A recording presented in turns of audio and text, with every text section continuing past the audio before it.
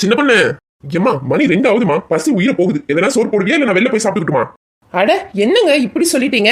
உங்களுக்காக எவ்வளவு சமைச்சு வச்சிருக்கேன், 2 நிமிஷத்துல கொண்டாந்துடுறேன் இருங்க.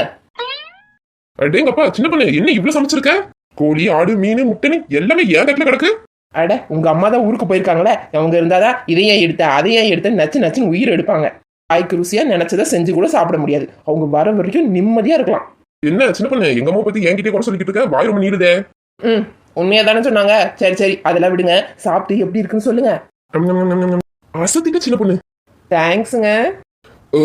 வயிறு ஃபுல்லா ஆயிடுச்சு சின்ன பொண்ணு, போதும் எனக்கு. என்னங்க உங்களுக்கு எல்லாமே பிடிச்சிருந்தது இல்ல? நாளைக்கும் இதே மாதிரி செஞ்சு தரவா? என்னதான் வயிறு நிறைய வாய்க்கு ருசியா வகை வகையா சாப்பிட்டாலும் கடைசியில அம்மா வைக்கிற ரசத்தை தான் வாய் தேடுது. அம்மாவோட ரசத்துக்கு ஈடா எதுவுமே வராது சின்ன பொண்ணு. அம்மட்டு டேஸ்டா இருக்கும். ஓஹோ. ம். சின்ன பொண்ணு பசிக்குதுடி. இந்தாங்க சாப்பிடுங்க. ஏண்டி உன் கட்டில நடி மீன் நண்டு எல்லாம் இருக்கு, எனக்கு வெறும் ரசம் சொத்தை எடுத்துட்டு வந்து நீட்டுற? காலைல உங்க அம்மா ஊர்ல இருந்து வந்தாங்க, ரசம் வச்சாங்க. உனக்கு தான் ரசம்னா ரொம்ப பிடிக்குமே, இனி டெய்லியும் உனக்கு ரசம் தான்.